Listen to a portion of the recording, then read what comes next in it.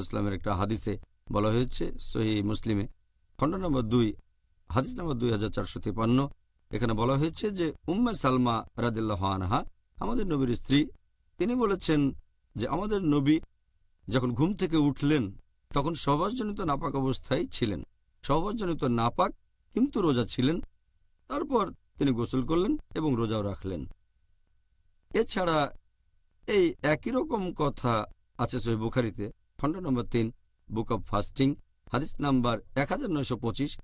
এই হাদিসও বর্ণনা দিয়েছেন নবীর স্ত্রী উম্মে সালমা রাদিয়াল্লাহু আনহা এবং হযরত আয়েশা রাদিয়াল্লাহু আনহা, তারা দুজনে নবীর স্ত্রী।